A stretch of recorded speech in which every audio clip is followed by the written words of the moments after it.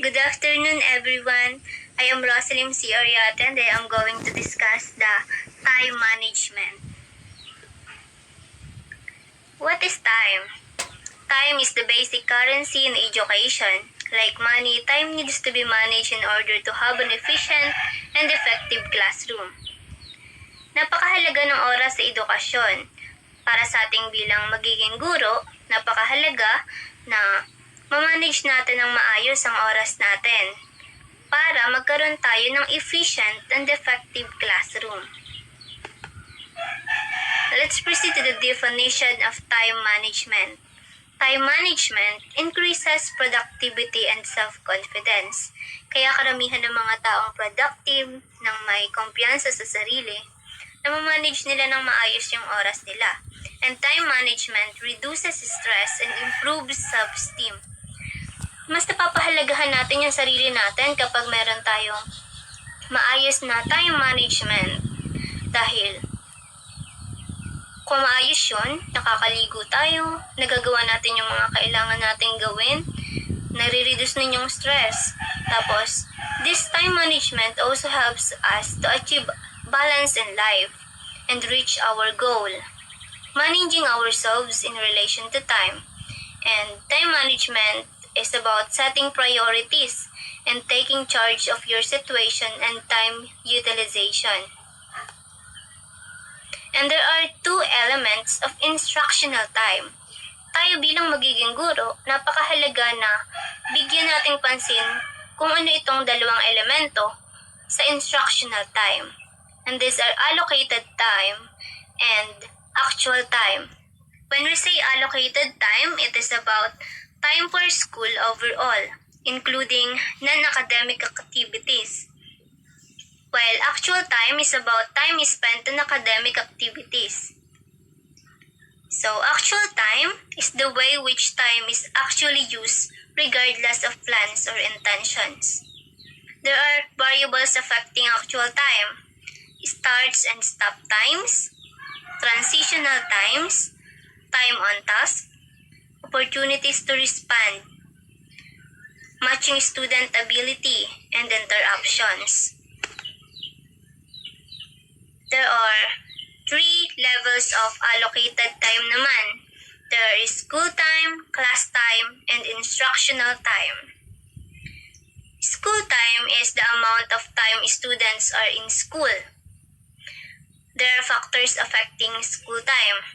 The length of the day and the students' absences.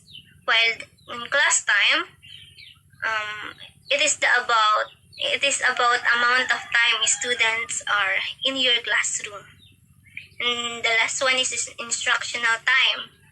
Amount of in which students are engaged in instructional activities. The factors affecting instructional time are organizational activities and interruptions.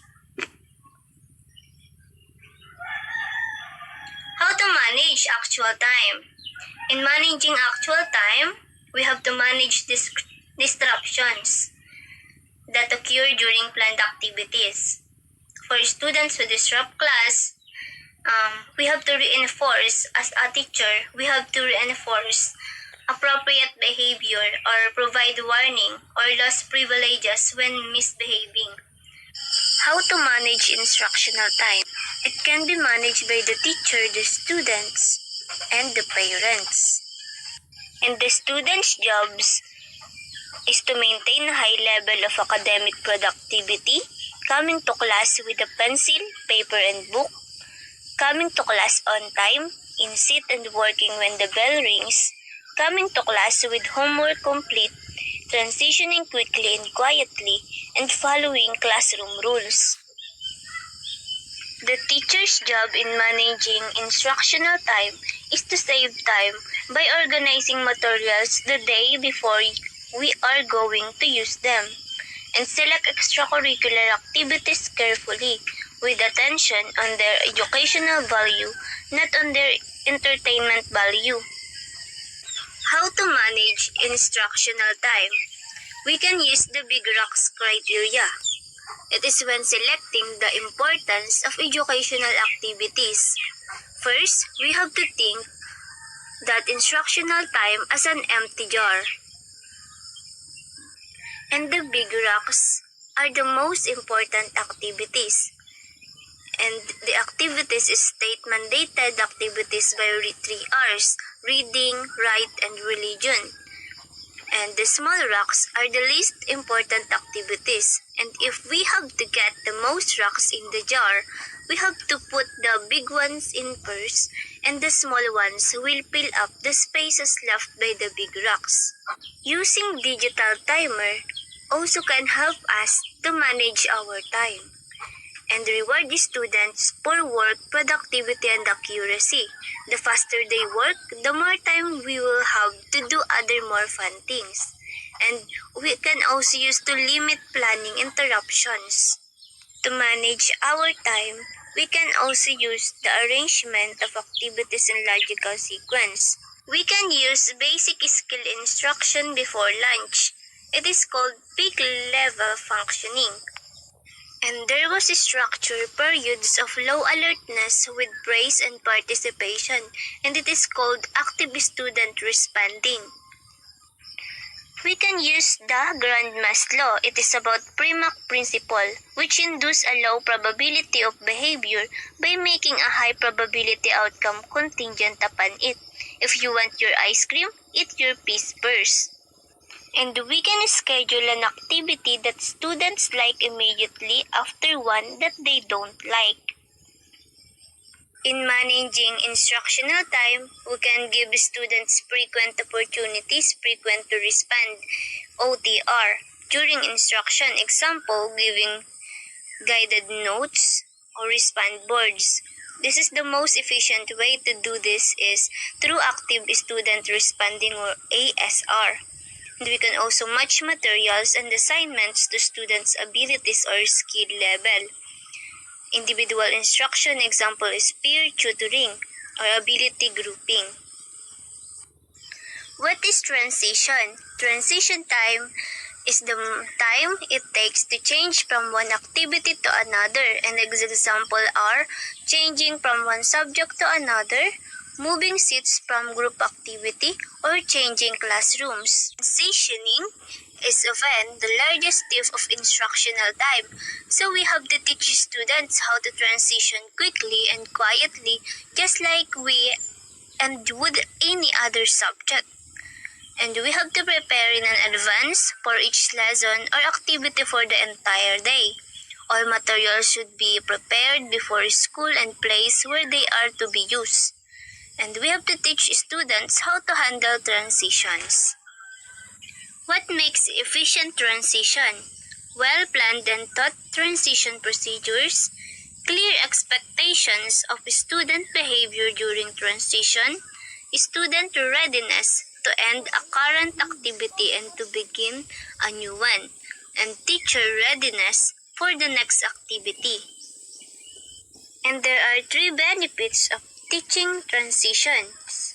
It minimizes the amount of non-academic time students spend in school, provides teachers with more academic instruction time, and decreases the number of behavior problems that occur during unstructured time. Tips for transition. Have a clear signal for transitions. Use a timer and tell students how long their transition takes. Use praise more often than you do during work times.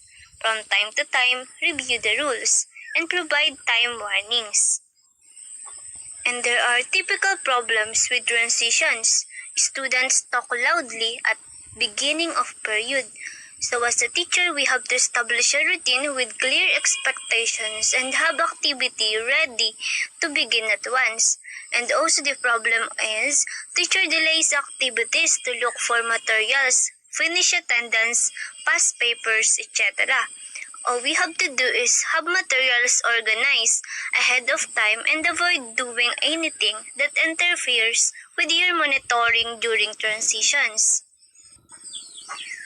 And students socialize too much during transitions, especially after assignment is given, but before they begin working on it. Students don't start the activity for several minutes. So we have to dispose the assignment. For whole group, work on first few items together. For small group, assign task focuser for each group. Monitor all work. Typical problems with transitions is also that students leave their seats, come ask the teacher questions, request hold fast, sharpen pencils, etc. during transitions. And as a teacher, we have to review transition rules, provide specified times to talk to teacher and procedures for pencil sharpener. And also the problem is 5 or more minutes before the period ends, students quit working, put up books, and begin to socialize. Often these are left out of order and paper on the floor. So we have to establish end of period routine so students will work until you give or we give signal to pack up. Include cleaning their area. So we will dismiss the students, not the bell. Ngayon naman ay dumako tayo sa basic principles of classroom time management. Napakahalaga na ma-define natin ang objectives natin sa klase. Iyon ang unang principles ng classroom time management. Dahil sa pamamagitan nito, ang mga bata ay hindi malilito at maigagayad pa sila ng objectives. At napakahalaga na maging focus tayo sa objectives natin sa klase. Ang pagsasaalang-alang niyon ay makatutulong upang maayos nating ma-manage ang oras sa ating classroom. Dumako na tayo sa kasunod na bahagi kung saan become comfortable early on with compromise, you'll rarely accomplish everything you ideally would like to accomplish. Sa madaling salita, kapag masyado tayong comfortable sa isang bagay, hindi natin natatapos yung mga bagay na nais nating tapusin na maganda at may maayos na patutunguhan. For example, gusto natin na yung mga estudyante natin matuto sa atin at gusto natin na meron silang mapupulot na kaalaman o bagong kaalaman. Dapat meron tayong plano kung paano natin maidi-deliver ng maayos ang edukasyon sa kanila. Ito naman ang pangatlong bahagi ng basic principle of classroom time management. Dapat marunong tayong bigyan ng oras o paglaanan ng oras ang pagkakaiba-iba na meron ng ating mga estudyante.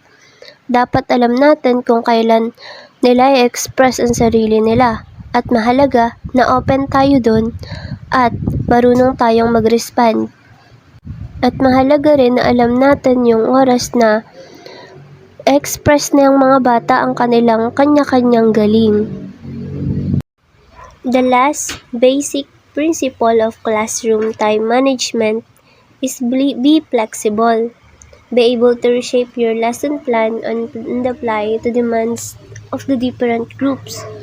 So alam natin na may kanya-kanyang pangangailangan ang mga estudyante. Kaya mahalaga na maging responsive yung ating lesson plan dito. Or tayo mismo, dapat flexible tayo na baguhin yung lesson plan or kaya natin na mag-adjust bilang guro sa pagbabago. Mai-adjust yung lesson plan na itinalaga natin ng halimbawa ng araw na iyon. Ganon. Here are some classroom time management tips. Giving a warm-up activity before class. Napakahalaga nito sa time management dahil dito sa warm-up activity, mare-recall kung ano yung previous na pinag-aralan at mape-prepare yung mga estudyante sa next na lesson. The next is maintaining well-organized chalkboard. So, napakahalaga na organize yung ating chalkboard dahil dito nagbabasa yung mga estudyante natin kung ano yung gagawin nila. Kapag pati organize ang mga bata ay hindi naguguluhan. Ito pati ay magiging modelo nila na maging organized din. Consider writing down your instructions in a handout or on the classroom board. Napakahalaga nun dahil Para sa mga batang hindi nakarinig ng instruction, pwedeng tumingin na lang sila dun sa sinulat mo sa board. Isa pang mahalaga sa time management sa classroom ang pag-handle ng group activity in an organized way. Dahil kapag organized yung mga grupo, magkakaroon ng maayos na daloy ng klase or ng pagtuturo mo at ng pag-uusap nila by group. Sa paggugrupo, ayon sa aking pananaliksik, napakaganda na ang gawin muna natin ay i-group muna yung mga estudyante natin bago ibigay yung instruction. Upang yung mga bata, kasi kapag binigay natin agad yung instruction na hindi pa sila ginugrupo, maaring malimutan pa nila yung instruction na binigay natin.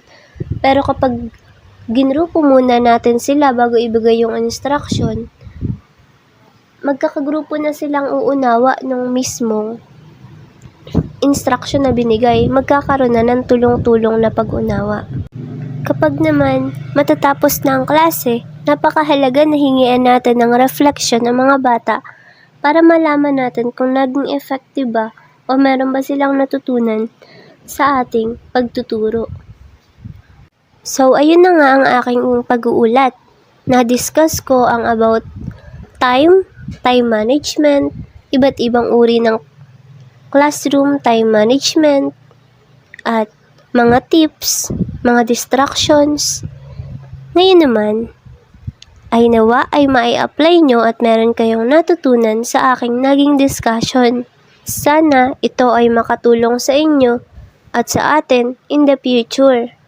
Gamitin nawa natin sa mabuti ang ating natutunan. Good afternoon everyone, especially to our subject teacher, Ma'am Hannah. My name is Maria Belarus and I am here to report the topic, which is tips for time management. In the next slide, I will discuss the different tips for time management. The number one tips is schedule your time. In scheduling your time, you need to schedule every bit of your time. Don't go anywhere without a valid reason or a plan. Much better, you will use a calendar or a chart which contains everything that you need to accomplish with a specific due dates. And most important is you need to schedule at least one day for yourself in order to have a rest and relaxed mind. Number two tips is manage distractions to protect your uninterrupted time. In order to manage distractions, we need to find a place or environment that we are comfortable, safe, and least distractions from any kinds of barriers. And then, do not check your emails or even answer your phone calls during the time of doing your task. Number three tips is identify and minimize time robbers. It is a time where an individual leaving their tasks unfinished, socializing with others, cell phone or telephone interruptions, draft and visitors, personal disorganization, inability to say no, procrastination, which means that you are delaying or postponing your given task, and the last is attending meetings with other person. Number four tips is prioritize your tasks. In prioritizing your tasks, you need to make a list of your tasks with given due dates and put the task which is needed to accomplish first and last. Then, delegate as much as possible. Learn to say no. When we are a teacher, we need to monitor our duties as a teacher. If you are a faculty member, you need to monitor your duties related to teaching, research, and service. Also, you need to be aware of the time of each activity will take. And lastly, we need to maintain a list of accomplished tasks. In that way, it can give us satisfaction and also can save our time. The number five tips is manage your electronic life. In order to manage it, you need to keep your email inbox empty. Next, transform email messages into tasks as appropriate and add them to your task list. Then, monitor your time on the internet and social networking sites in order to use your time wisely. Then, lastly, back up all your work with hard copies and on thumb drives to make sure that if there is a problem with your file, you have other copies of your file. Number 6 tips is choosing your teaching schedule or choose your teaching schedule. As a teacher, the first thing to do is limit our classes we teach to 1 or to 2 per semester. Then arrange our teaching schedule. As a result of the arrangement will allow us for uninterrupted blocks of time on other days. Number 7 tips is control your teaching preparations. As a teacher, we need to create a master syllabus containing the flow of topic and activities of the subject. Next, don't reinvent a wheel, meaning to say teach a course that has been taught before either by you or someone else. Don't over-prepare. It should be limiting your time and teaching preparation. Use technology when only it adds value to gaining information about the topic. Next, occasionally substitute other activities for prepaid lectures. Lastly, stagger your due dates by collecting assignments, quizzes, and tests by different week and every classes. Let's talk about what are the purpose of time management. First one, we manage our time wisely. It can prevent us from suffering stress. Second, we can achieve a balanced time in every aspect of our life. Third, if we effectively use our time, we also increase our productivity as a person. Lastly, we can achieve our goals in life if we know how to use our time wisely and effectively in different matter. The building blocks of time management are goals, task list, time management tool. In time management tool, there are different tools such as to-do list like our Google Classroom. Making a chart contains all the tasks needed to accomplish with a given period. Appointment calendar, evaluation sheets, and file folder. So here are the time management tools that we can use in order to have a balanced time without stress, achieving our goals, and the purpose of using our time. So what are the benefits of time management? First, our classroom is more efficient and orderly. The students pay better attention or more on task.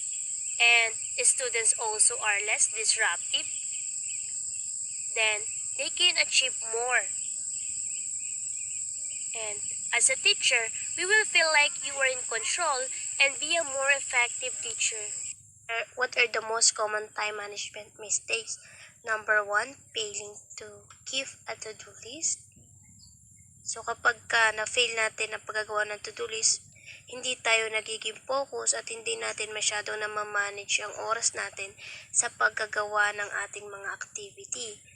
Number 2, not prioritizing goals. So kapag hindi natin pina-prioritize yung mga goals natin, hindi natin nalalaman kung alin yung urgent na dapat natin gawing activities and then yung mga importanteng gagawin pa nating activities, alin yung mga hindi importante sa importante. So, kapag hindi natin pina-prioritize yung goals natin, hindi natin mas nagagawa ng ayos ang mga activity. Number 3, failing to manage distraction. So, isa rin itong dahilan kaya hindi natin masyadong nagagamit yung ating oras. Katulad na lang yan kapag nagsiselfone tayo. Siyempre, nadidistract tayo at nawawala yung focus natin sa paggagawa ng activity. Number 4, procrastination. So, ito yung it delays working on an important but sometimes undesirable task it also brings. So, kapag nangyayari ito sa atin, kadalasan nito nagiging rush tayo sa paggagawa ng mga activity and then sometimes it may result in lower grades and poorer quality of our work. Number 5, inability to say no. So most of us have been taught that no is disrespectful and even insulting. This can lead to poor performance, stress, and low morale. So, yung inability to say no, kadalasan itong nangyayari kapag ang kaharap natin is yung mga tao na nakakapagpasaya sa atin at nagbibigay sa atin ng dahilan para sayangin natin yung oras natin sa walang kwentang bagay o sabihin na lang natin na hindi importanteng masyadong bagay na gagawin natin. Number 6 is multitasking. So, it can take 20 to 40% more time to finish a list of job when you multitask. Kasi kapag ikaw ay multitasking at wala kang list of tasks in the sequence o susunod na gagawin mo, hindi mo mamalayan na yung oras na nakukonsume mo is napakahaba na pala at nasasapawan na o nagagamit mo na yung oras na dapat na sa ibang bagay mo na gagamitin. And the last one is all work and no play. If it is hard for you to stop working, then schedule breaks for yourself. Go for a quick walk, grab a cup of coffee, or just sit and meditate at your desk. So, kung ang oras mo ngayong araw ay puro trabaho, di puro trabaho lang. Pero, wag natin kakalimutan na kailangan din natin mag-set aside at least one day for ourselves. Kailangan meron din tayong break and gagamitin natin yon as relax, nagpapahinga lang siya o nagagawa ng mga kawili-wiling bagay katulad na lang ng mga play. Iba't ibang uri ng play na tayo ay marirelax. Are the teaching approaches. The first one is lesson plan. Most lesson plans will give you presentation times, length for activities, and even suggestion on when to take breaks. We have the steps of lesson planning. Number 1, objective. Next, ABH, methodology, introduction, presentation, partial confirmation, and so on.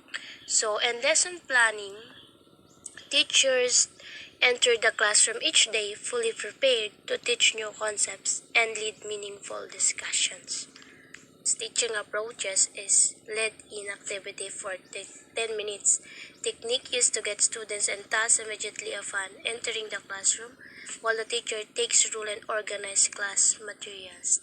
And lead-in activity and includes few moments of meditations and reflection to help the participants or students calm their spirits and topic to learn. It should not last for more than 2 to 3 minutes. The third one is quote or word of the day. The student responds to a quote or word written on the board by putting it down in their notebooks. The fourth one is brain teaser question. Students are given a question that will challenge them and get their brains warm up. So, ang halimbawa nito is yung ginagawa ng mga kaklase namin na gumagawa sila ng brain teaser na kung saan ang halimbawa is yung mga words na hindi kompleto para magsilbing overview dun sa topic na ituturo nila o i-report nila. Number 5 is preview for 5 minutes. Make sure students know what is expected of them during your class time. So, discuss each portion in advance so that students know what is in store for them. Have a student recap the previous day lesson by giving a short overview in front of the class. This also promotes communication skills. So next, lecture or notes for 20 to 30 minutes. Students' attention spans are short but notes and lecture are very necessary. Cover a suitable amount of material so that the main points can be reinforced later in class through activities. Encourage students' input and questioning during lecture time. Next, demonstration, group activity 15 to 20 minutes. Provide a hands-on activity to reinforce the class topic. An example is group assignment, group activity, lab experiment, brainstorming activity, and even demonstration as a group. The last one is lesson overview, 10 to 15 minutes. Make sure that all main points of the lesson have been addressed during this time. Review topics by asking students, what did you learn today? See if they got the message. Have students reflect on their notebooks what they thought were the important topics of the day's lesson. So, dito sa lesson overview, ang halimbawa na lang nito is after the lessons, tatanong ang teacher kung ano ang natutunan nila ngayon at anong reflection ang maya apply nila in the future. Ang magagamit nila as their source of information sa real-world problem application. Yun lamang po ang aking report and thank you for listening. And if you have questions, please chat here in the chat box. Thank you po.